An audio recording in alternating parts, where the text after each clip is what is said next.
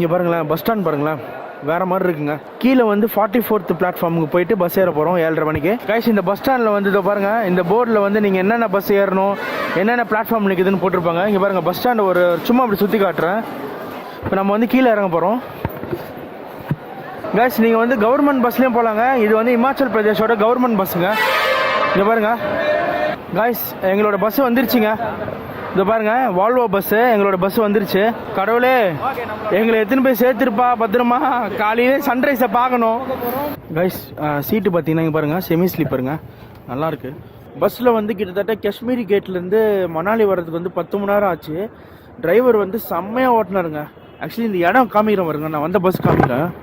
அதுதாங்க நான் வந்த பஸ்ஸு, அது நிற்கிது பாருங்கள். இதான் வந்து ப்ரைவேட் பஸ் நிற்கிற பஸ் ஸ்டாண்டு. இங்கே பாருங்களேன், டைம் பார்த்தீங்கன்னா கரெக்டாக 8 மணி ஆகுதுங்க.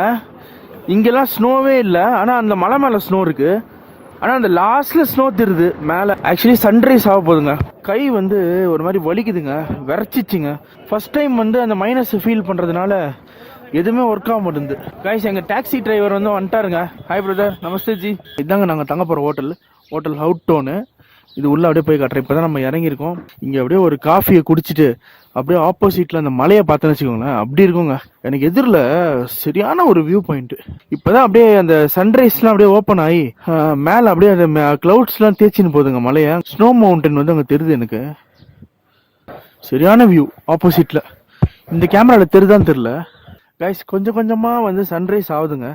அந்த சன்ரைஸ் ஆகும்போது அந்த வெளிச்சம் அந்த மவுண்டன் மேலே படும்போது அப்படியே அந்த அந்த எப்படி சொல்கிறது, அங்கே மேலே இருக்க பனியெல்லாம் தெரியுதுங்க. அப்படியே அனிமேஷன் மாதிரி இருக்குது.